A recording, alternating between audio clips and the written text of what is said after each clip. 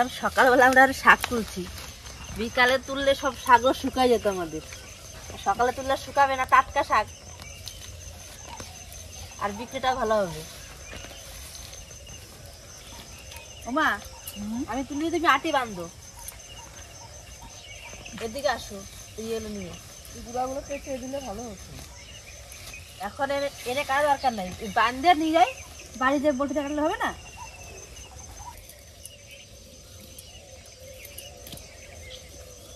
রয়েছে এইভাবে নিয়ে বাঁধে দাও, এইভাবে নিয়ে বাঁধে দাও।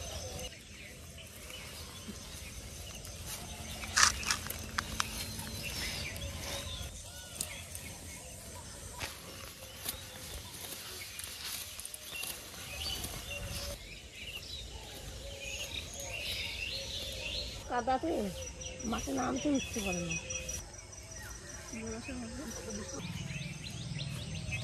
কটি হলো? 7-8 হলো। 6, 7, 8, 9, 10 কটি? 10টি। আমাদের গাছে এত ইঁচড় রয়েছে, কাঁঠাল পাকলে আমাদের কেউ খায় না, ইঁচড়ে বিক্রি করে দিতে হবে। আর ইঁচড় তো আমরা অনেক খেয়েছি, আপনারা দেখেছেন। ওই ইঁচড়গুলো বিক্রি করে দেবো, এই কাঁঠাল হলে কেউ খাবে না ঘরে, ওই ফালানোই যাবে, তার দোকানে দিলে তার বিক্রি হবে।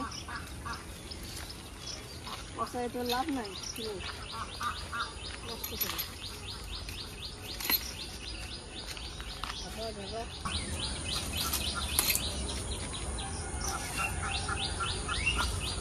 ইঁচড় আসো তো।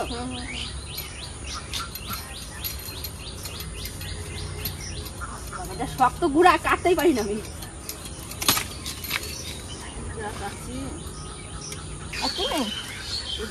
100 টাকা দিয়ে দিচ্ছি, একসাথে 3 খানা।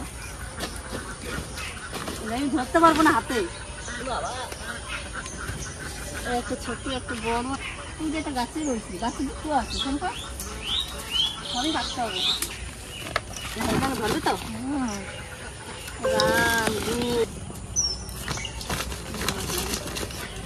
চলো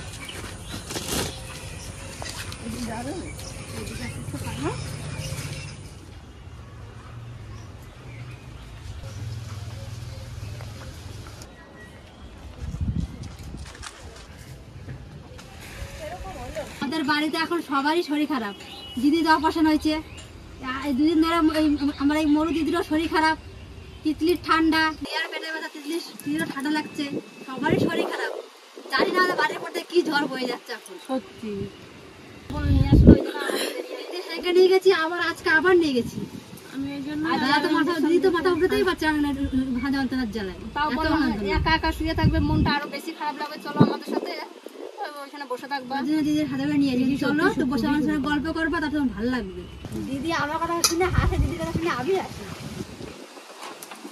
এত রোদ, আর লাউ গাছ শুকিয়ে গেল রোদের জ্বালায়।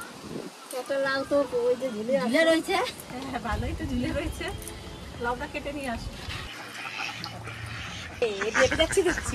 চটি খুলে যাও, অনেক কেটে যাবে চটি।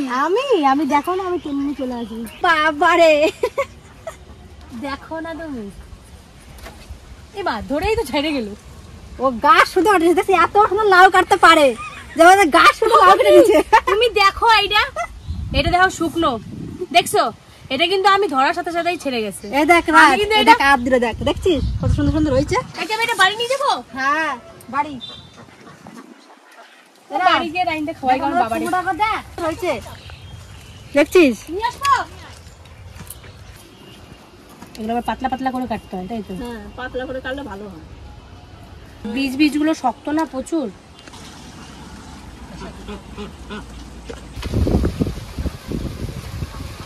ডিম দিয়ে কচুলতি ভাপা করবো কম মশলায়, আপনারা দেখতে থাকুন।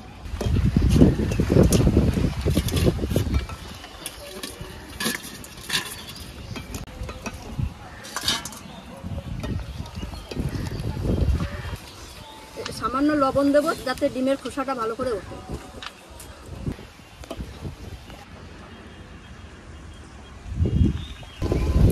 আজ যা হাওয়া দিছে, আজ রান্না করতে আগে ঘাম ছুটে যাবে রান্না করতে করতে। দিদি চোখে মুখে সব ডিমগুলো ফেটে গেছে। দিদি লতিগুলো ডিম সেদ্ধ, তোমরা ডিম লতিটা কাটে নি।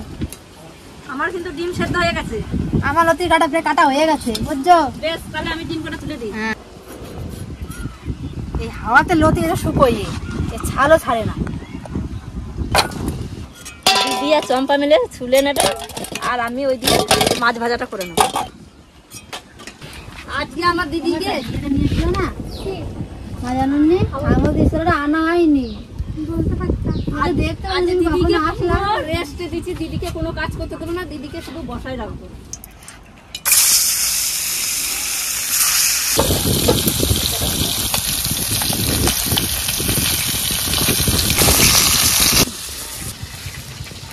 এই হাঁসের ডিমগুলো নুন দিয়ে সেদ্ধ করেছে, এত শক্ত, তাও ছোকলাগুলো ছাড়ানো যাচ্ছে না। এত চামড়াগুলো মোটা, তাও এইগুলো ছেড়ে যাচ্ছে। দাদা তো রেস্ট নিয়ে নাও, একটু বসো। আসো আসো, এদিকে এখানে আসো।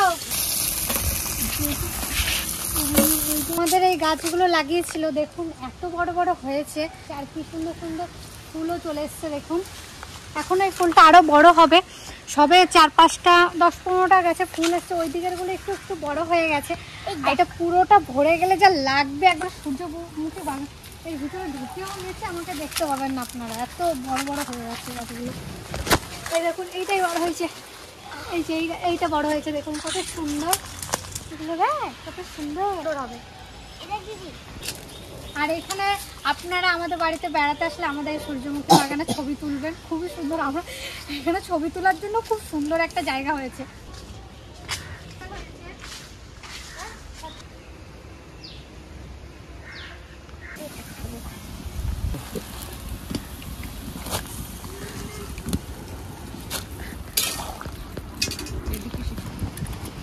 আগে ফোড়ন দেবো, তার জন্য দেবো রাঁধুনি ফোড়ন।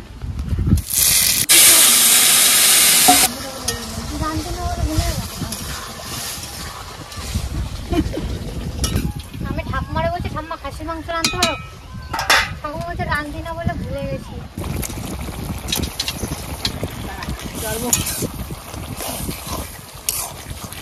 রিয়া বলো, এখন আনাতে শিখাচ্ছিস তো? একটু বল দেখি কি দিতে হয় প্রথমে। তেল, তারপরে আমি যেভাবে শিখছি আমি সেইভাবে বলো। তুমি কিভাবে শিখছো? মাছ ধরুন। তেল, তেজপাতা, একটা লঙ্কা, ফোড়ন, তারপরে পেঁয়াজ, তারপর পেঁয়াজটা কষাইলাম, তারপর মশলাগুলো দিয়ে দিলাম, আদা রসুন বাটা সব, হলুদ গুঁড়ো, লঙ্কার গুঁড়ো, জিরে গুঁড়ো, ধনে গুঁড়ো, আর টমেটো, যে টমেটো দেবে টমেটো। তারপর এটাকে কষাইলাম, তারপর মাংসগুলো দিয়ে দিলাম, কষাইলাম কষানোর পরে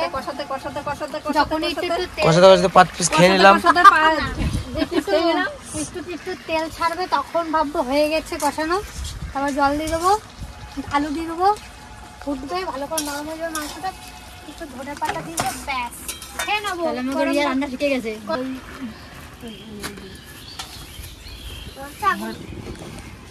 কচুর লতিটা এখন আমি মশলা দিয়ে সুন্দর করে মাখিয়ে নেব। লতি, পেঁয়াজ কুচো, লবণ, হলুদ, তেল অল্পই দেব, লঙ্কা, জিরে, আদা রসুন, এখন আমি মাখিয়ে নেব।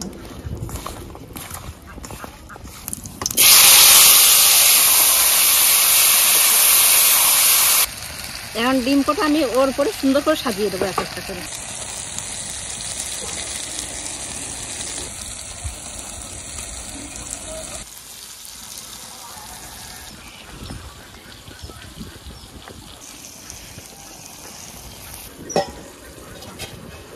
হচ্ছে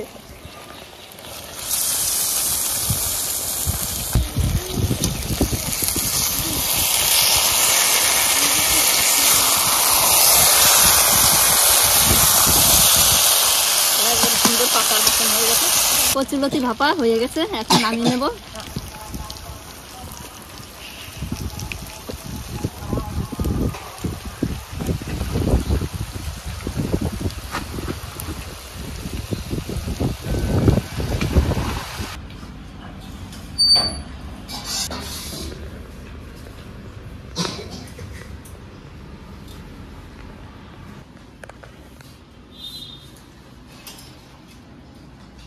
আজকে আমাদের বাড়িতে কচুরলতি দিয়ে হাঁসের ডিম রান্না করেছে।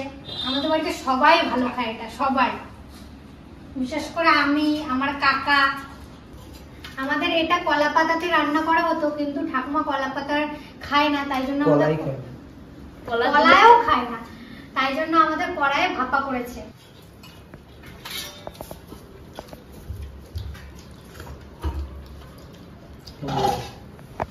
ভালো লাগছে। তিতলি কই? তিতলি আর অল্প মশলা দিয়ে এটা করেছে।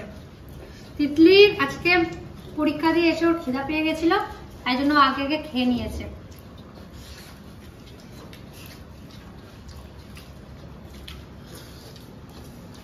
মাকে আজকে বলেছিলাম অল্প মশলা দিয়ে রান্না করতে, কারণ আমাদের বাড়ির সকলেরই একটু একটু শরীরটা খারাপ, তাই এই গরমে অত তেল মশলা খাবো না। তো আজকে এই রান্নাটা সত্যি খুবই সুন্দর হয়েছে। অল্প মশলা দিয়ে এত সুন্দর হয়েছে বলা যাবে না, এত সুন্দর হয়েছে।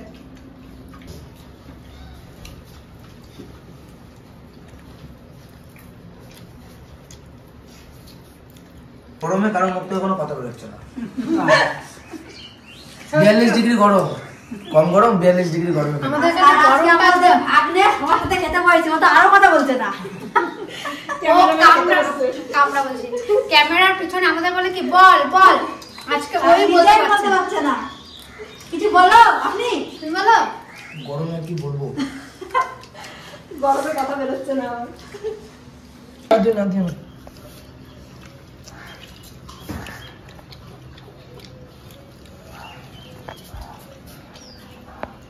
এই গরমে শাক পাতায় খেতে বেশি করে, মাছ মাংস খাওয়া ভুলে যেতে হবে। মারে মাছের মাথাটা দিই, মা হাতে না।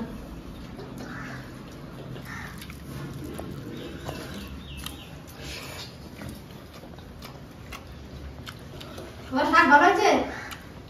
পালং শাকটা খুব সুন্দর হয়েছে, পরিষ্কার কম কত? মশলায়। পরিষ্কার কত? পরিষ্কার না, পালং শাকটা খেলে পালং শাকে অনেক রকম ভিটামিন থাকে, গায়ের গ্লো হয়।